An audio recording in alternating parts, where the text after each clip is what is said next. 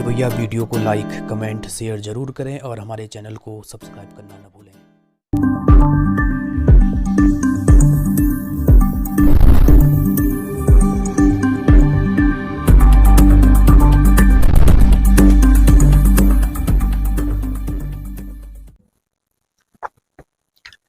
चलिए पहला लिखिएगा अटल सेतु। अटल सेतु अभी हाल ही में प्रधानमंत्री मोदी ने इस अटल सेतु का उद्घाटन किया है और ये अटल सेतु भारत में समुद्र पर बनाया गया सबसे लंबा पुल है। भारत द्वारा समुद्र पर बनाया गया सबसे लंबा पुल। इस पुल की लंबाई है 21.8 किलोमीटर और ये पुल मुंबई और नवी मुंबई को जोड़ेगा। मुंबई से नवी मुंबई इसको जोड़ेगा और जहां पहले मुंबई से नवी मुंबई के बीच जाने में 2 घंटे लगते थे, इस पुल की सहायता से अब केवल 20 मिनट लगेंगे। तो ये काफी महत्वपूर्ण है और इसको याद रखिएगा, अटल सेतु। तो ये जोड़ता है मुंबई और नवी मुंबई को और इसकी जो लंबाई है 21.8 किलोमीटर। तो यहाँ पर इसका जो नामकरण है ये पूर्व प्रधानमंत्री श्री अटल बिहारी वाजपेयी जी के नाम पर रखा गया है। तो अटल सेतु को याद रखिएगा। इसके बाद अगला लिखिए 10 जनवरी। और हम जानते हैं कि 10 जनवरी को विश्व हिंदी दिवस मनाया जाता है। 10 जनवरी विश्व हिंदी दिवस। हिंदी के प्रचार प्रसार को, वैश्विक प्रचार प्रसार के लिए यह दिवस मनाया जाता है। ये दिवस क्यों मनाते हैं तो इसके पीछे 2 किस्से हैं कि 1949 में पहली बार इसी दिन संयुक्त राष्ट्र महासभा में हिंदी का प्रयोग हुआ था, हिंदी में भाषण दिया गया था। और दूसरा कि 10 जनवरी 1975 को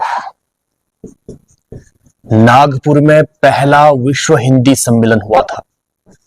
नागपुर में पहला विश्व हिंदी सम्मेलन, बार बार पूछा जाता है कि पहला विश्व हिंदी सम्मेलन कब मनाया गया था, कब हुआ था। तो ये नागपुर में हुआ था 10 जनवरी 1975 को और ये भी 10 जनवरी को हुआ था। तो फिर इसके बाद 10 जनवरी को ही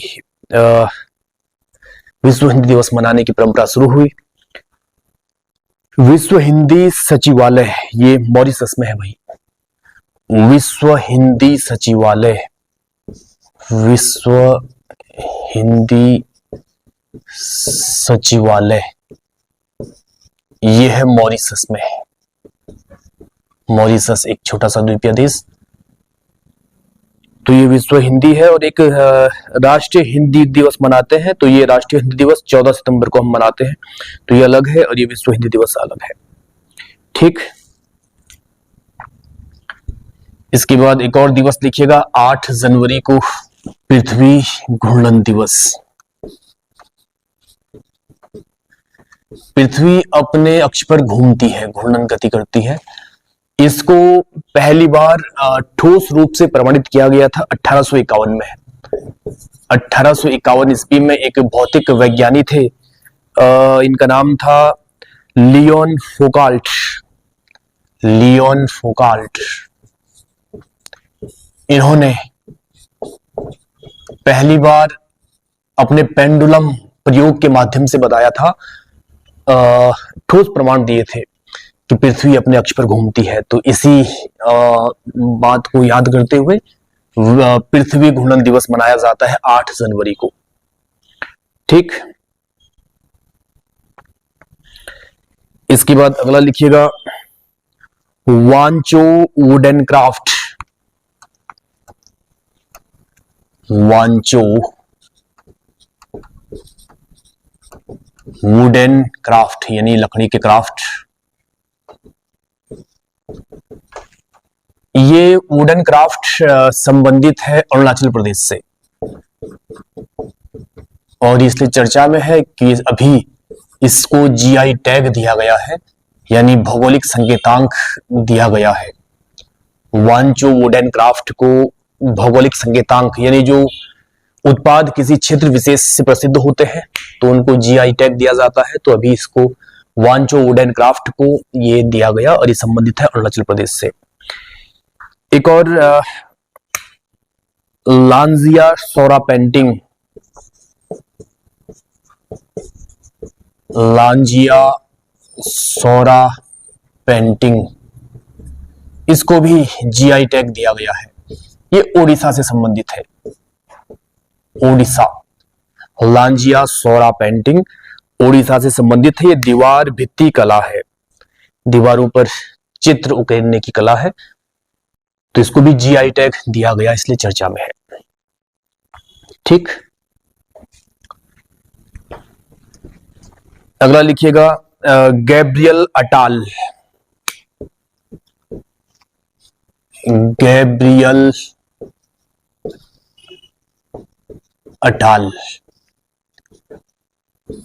अभी फ्रांस के राष्ट्रपति है इमैनुअल मैक्रा,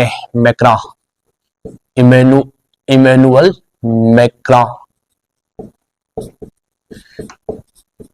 इन्होंने, ये राष्ट्रपति हैं, इन्होंने नए प्रधानमंत्री नियुक्त किए हैं। पिछले जो प्रधानमंत्री थे उन्होंने पद से इस्तीफा दे दिया था, तो नए प्रधानमंत्री इनको बनाया गया है, गैब्रियल अटाल को बनाया गया है फ्रांस के। और ये फ्रांस के अब तक के सबसे युवा प्रधानमंत्री हैं, केवल 34 साल के हैं। तो गैब्रियल अटाल फ्रांस के सबसे युवा प्रधानमंत्री। नेक्स्ट लिखिए 9 जनवरी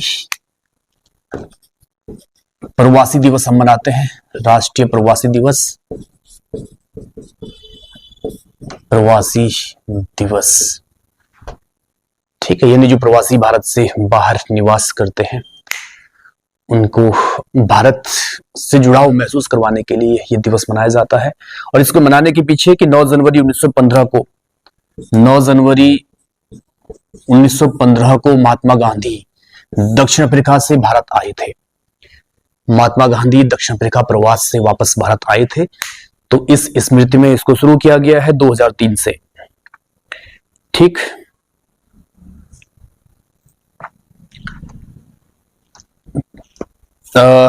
अभी 9 जनवरी को ही राष्ट्रीय खेल पुरस्कार दिए गए हैं, इस पर पहले भी चर्चा हुई थी। राष्ट्रीय खेल पुरस्कार 2023 राष्ट्रपति महोदया ने दिए हैं। और इसमें जो सर्वोच्च खेल पुरस्कार है, मेजर ध्यानचंद खेल रत्न पुरस्कार, मेजर ध्यानचंद खेल रत्न पुरस्कार, ये 2 बैडमिंटन खिलाड़ी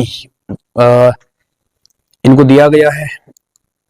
एक का नाम है चिराग सेठी और दूसरे हैं सात्विक साईराज रंकीरेड्डी। चिराग सेठी और दूसरे हैं सात्विक साईराज रंकीरेड्डी। ये 2 बैडमिंटन खिलाड़ी हैं, इनको दिया गया है भारत का सर्वोच्च खेल पुरस्कार, मेजर ध्यानचंद खेल रत्न पुरस्कार। और इसके अलावा 26 खिलाड़ियों को अर्जुन पुरस्कार दिया गया है, अर्जुन अवार्ड दिया गया है 26 खिलाड़ियों को, जिसमें क्रिकेटर मोहम्मद सामी शामिल हैं। ठीक, चलिए इसके बाद अगला लिखिएगा चंदूबी महोत्सव।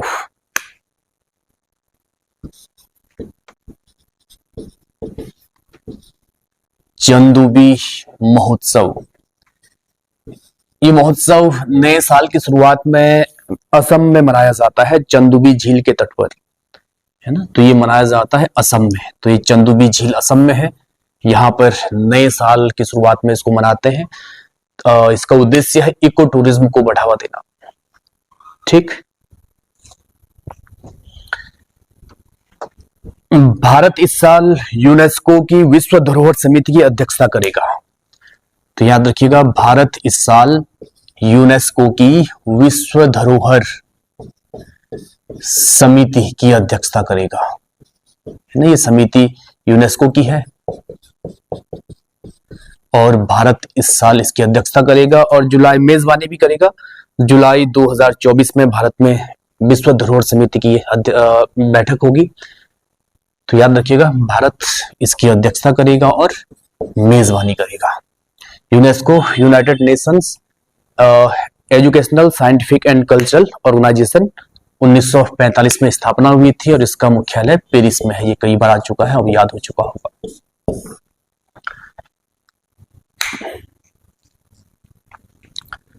12 जनवरी को राष्ट्रीय युवा दिवस था और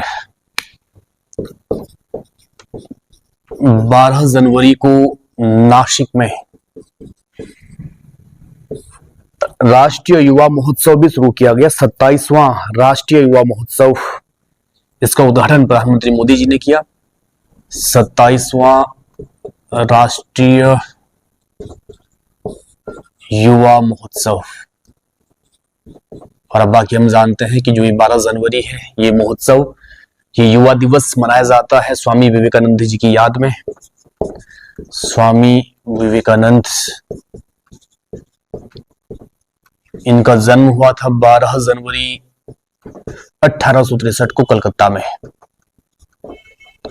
और इनका जो बचपन का नाम नरेंद्र नाथ दत्त, नरेंद्र नाथ दत्त इनका बचपन का नाम था। अभी एक टाइगर रिजर्व चर्चा में था, उदंती सीता नदी टाइगर रिजर्व। उदंती सीता नदी टाइगर रिजर्व।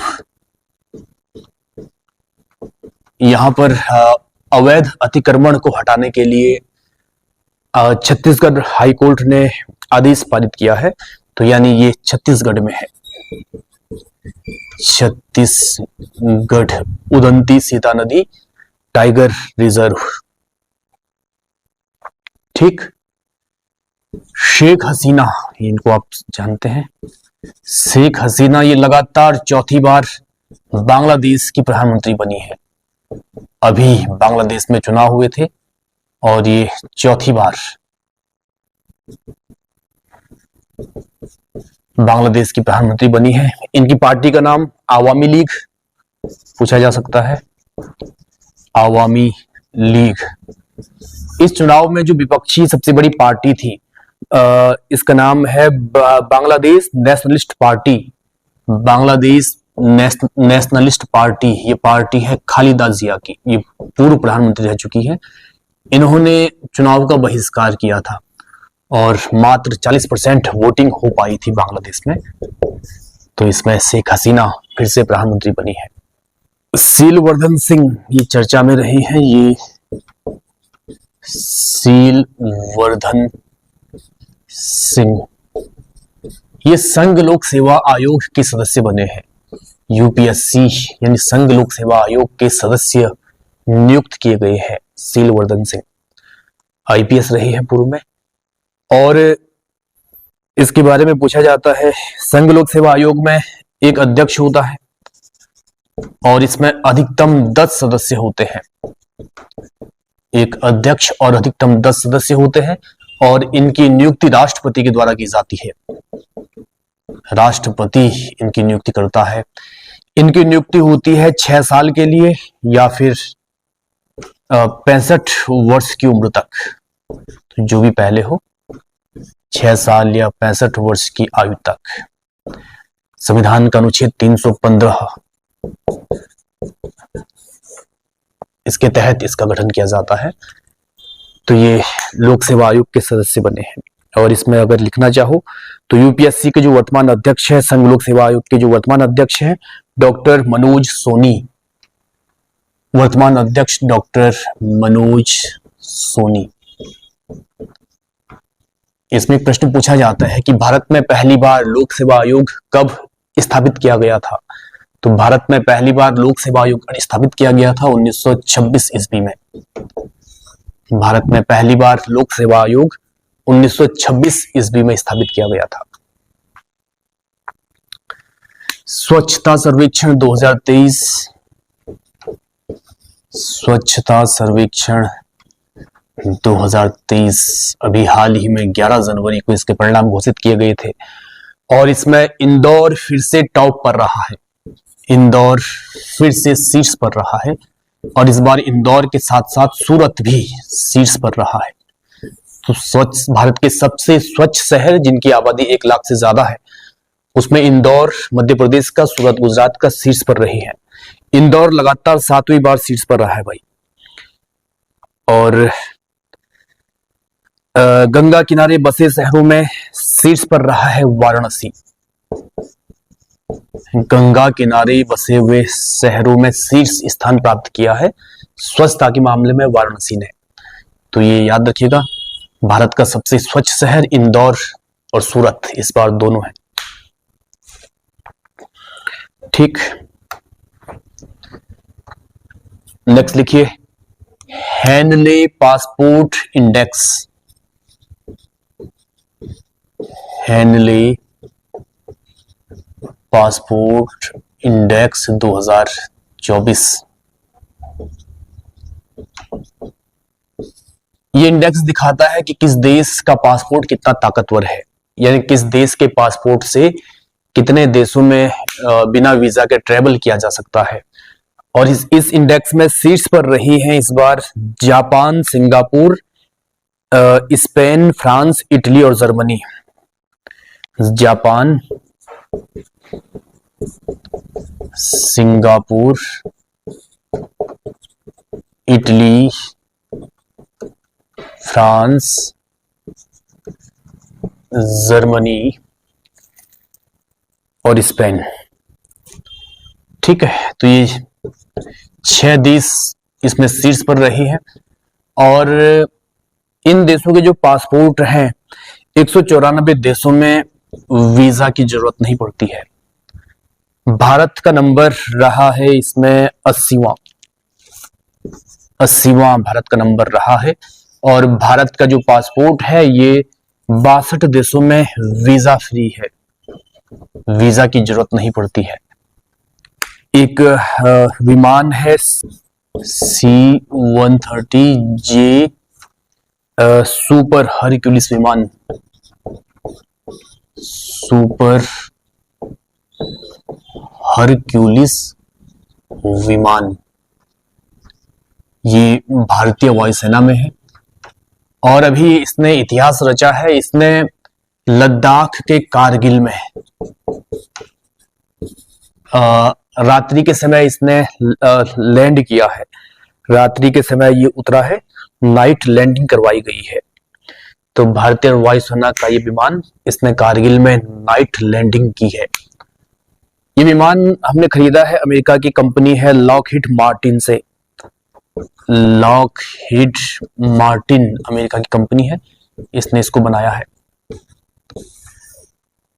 और इस विमान की विशेषता है कि इसको टेक ऑफ करने के लिए या फिर लैंडिंग करने के लिए रनवे की आवश्यकता नहीं पड़ती है। और एक अंतिम लिखिएगा, golden globe award 2023। Golden globe award 2023 ये अवार्ड दिए जाते हैं हॉलीवुड के द्वारा। हॉलीवुड के द्वारा ये फिल्म से जुड़ा हुआ है, फिल्म और टेलीविजन से फिल्म पुरस्कार है जो फिल्म में जो बनती है, हॉलीवुड इनको देता है। लॉस एंजल्स में इसको दिए जाते हैं। और इस बार बेस्ट फिल्म का अवार्ड दिया गया है ओपेनहाइमर को। फिल्म का नाम है ओपेनहाइमर और इसके निर्देशक है क्रिस्टोफर नोलन। क्रिस्टोफर नोलन इसके निर्देशक हैं। तो याद रखिएगा, क्योंकि इसके बाद ऑस्कर अवार्ड आने हैं और अक्सर होता है जिन फिल्मों को गोल्डन ग्लोब अवार्ड में पुरस्कार दिया जाता है, ऑस्कर में भी अमूमन यही फिल्में छाई रहती हैं।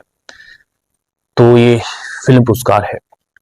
तो ये इस हफ्ते का कुछ महत्वपूर्ण करंट अफेयर्स था, इसको नोट करिएगा। और अभी अगर कोई पेपर अभी नहीं देना है तो डेटा याद न करके उनके बारे में, जैसे गोल्डन ग्लोब अवार्ड किससे संबंधित है, तो ये हॉलीवुड इसको देता है, लॉस एंजल्स में दिए जाते हैं, ये फिल्म से संबंधित है। तो इस प्रकार से जो स्टैटिक डेटा है उसको याद करिएगा। फिर मिलता अगली वीडियो में। शुक्रिया।